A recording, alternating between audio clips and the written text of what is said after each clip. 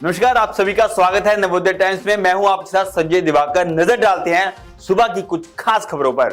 Monsoon सत्र का आज दूसरा हफ्ता शुरू हो चुका है। पहले हफ्ते में नीट पेपर लीक और अन्य मुद्दों पर विपक्ष के भारी हंगामे के कारण सदन की कार्रवाई बार बार बाधित हुई थी। आज सरकार की तरफ से संसद में एंटी पेपर लीक संशोधित बिल संसद में पेश किया जाएगा। इस पर विपक्ष का कहना है कि यह कानूनी नहीं रुक सकता। पेपर लीक या तो वहां से होता है जहां पेपर तैयार किया जाता है या जहां पेपर छपता है। कठोर दंड की व्यवस्था 302 में है। हत्या के आजीवन कारावास या फांसी कभी रुकी? कानून से नहीं रुक सकता है।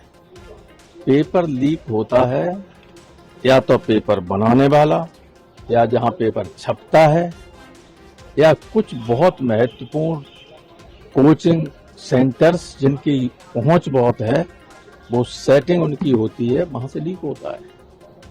चाहे जितना आप कानून बना लीजिए, रणनीति तो तय होगी वहाँ, वो लोग करेंगे, हम नहीं। जो है गृह मंत्री और प्रधानमंत्री से माफीनामे की बात कह रही है। अब मुझे जानकारी नहीं सर। कमेटी भी गठित करती है जिसमें नंदा नीलेकनी उसको ऐड करेंगे। अरे वो तो है, सारा घपला डिजिटली से जब से हुआ तब से होना शुरू हो गया। डिजिटल नहीं था तब से नहीं होता था। आपको लगता है इसका कोई फायदा नहीं हो पाएगा? कोई फायदा नहीं हो सकता। बहुत आसान है लीक करना, हैक करना। बात टास्क कमेटी की नहीं, कितनी बनी, बात है नीत और नियत की।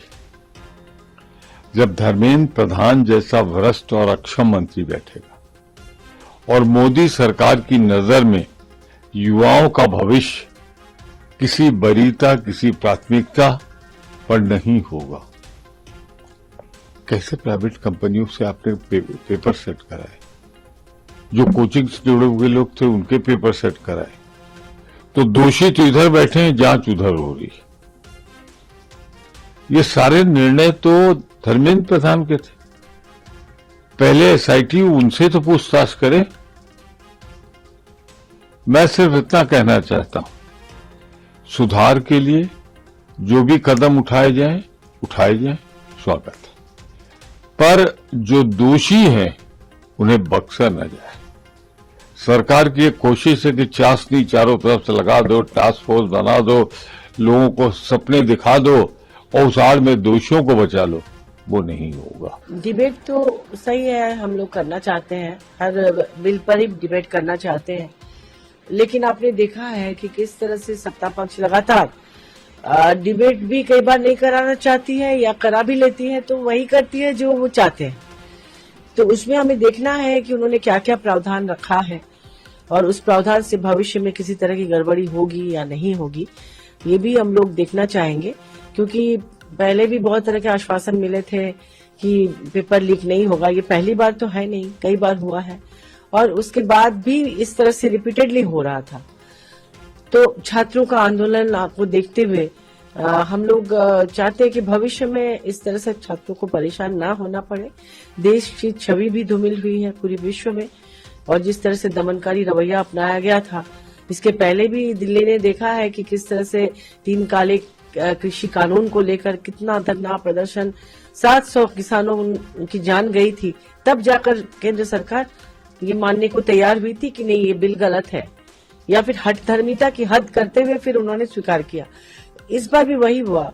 जब सत्र शुरू होने के पहले 22 दिन तक छात्र शांतिपूर्ण ढंग से आंदोलन कर रहे थे, गांधीवादी तरीका अपना रहे थे, उस समय क्यों नहीं सरकार जाकर बात करके यही चीज जो अभी करना चाह रही है उस समय भी कर सकती थी, लेकिन उन्होंने नहीं किया। 22 दिन तक देखते रह गए। फिर जब संसद सत्र शुरू हुआ, छात्रों ने पहले से ऐलान कर रखा था कि पार्लियामेंट तक आएंगे, क्योंकि कोई उनकी बात सुन ही नहीं रहा था। और जब आए तो उन पर लाठियां चलाई गई, आंसू गैस के गोले छोड़े गए। और अब फाइनली जब उनके आंदोलन के सामने या संपूर्ण या विपक्ष की तरफ से भी जो पार्टियों ने उन्हें समर्थन दिया, उसमें भी दबाव में आकर, क्योंकि पार्लियामेंट चल नहीं रहा था, संसद से सड़क तक आंदोलन हो रहा था, छवि खराब हो रही थी, छात्रों को जब घायल करके उनको हॉस्पिटल में ले जाया गया, उससे भी काफी आक्रोश पैदा हो रहा था। अच्छा, ये सिर्फ दिल्ली तक सीमित नहीं था, फिर ये और भी राज्यों में फैल रहा था। बिहार में भी आपने देखा किस तरह से हुआ, वहां भी दमनकारी रवैया अपनाया गया। तो फाइनली सरकार जब राजी हुई है कि आप बिल बनाएंगे, उस बिल में गड़बड़ी नहीं होनी चाहिए। विपक्ष की राय लेकर सब लोग ठंडे दिमाग से उसमें ऐसा बिल बनाए कि भविष्य में किसी निर्दोष को भी सजा न मिले, कि कोई किसी को फंसाना चाहे तो इस बिल की आड़ में फंसा दे। ये भी नहीं होना चाहिए। वहीं दूसरी तरफ एनसीपीआई सांसद सयानी घोष ने कहा कि हमें इस पर चर्चा करनी है और हम शुरू से ही चर्चा करना चाहते थे। विपक्ष चर्चा करने से इनकार कर रहा था, मगर हम उम्मीद करते हैं कि वह इसमें सहयोग करेंगे। हमको चर्चा करनी है इस पे, और हम चर्चा करना चाहते थे। विपक्ष चर्चा करने से इनकार कर रही थी, पर हम ये उम्मीद करेंगे कि वो सहयोग करे।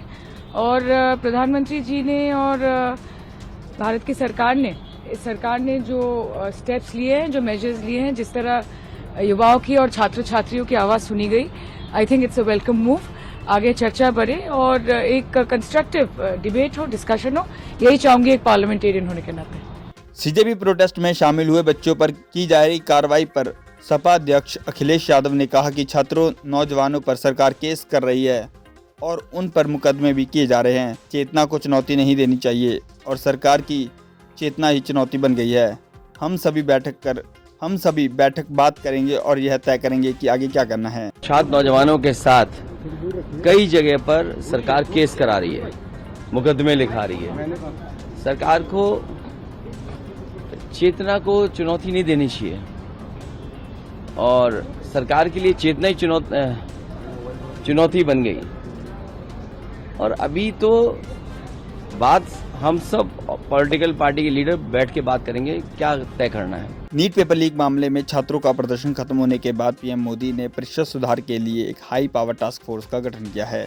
इस टीम में 6 मेंबर हैं। इस टीम के अध्यक्ष जो हैं नंदन नीलेकणी बनाए गए हैं और पीएम मोदी ने पेपर लीक माफिया पर भी हमला बोला है। फ्रेंड्स, विद्यार्थियों के भविष्य के लिए भारत सरकार लगातार अनेकविध कदम उठा रही है। जिन लोगों ने विद्यार्थियों के भविष्य के साथ खिलवाड़ किया, वे जेलों में सड़ रहे हैं। हमने फास्ट ट्रैक कोर्ट बना चुके हैं। हम कल पार्लियामेंट के अंदर भी कठोर कानूनों के प्रावधान के साथ नया कानून बनाने की दिशा में भी आगे बढ़ रहे हैं। लेकिन हमें भविष्य के लिए सोचना है। हमारी परीक्षा पद्धति विश्वस्त हो, हमारी परीक्षा पद्धति ट्रांसपेरेंट हो, हमारी परीक्षा पद्धति में सबसे ज्यादा अब टेक्नोलॉजी का उपयोग हो।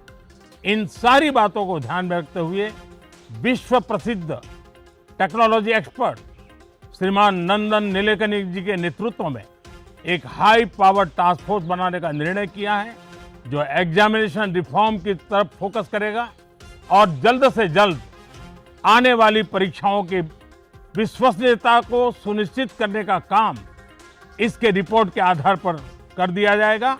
बहुत बहुत धन्यवाद। इस बुलेटिन में इतना ही। मुझे दीजिए इजाजत। नमस्कार।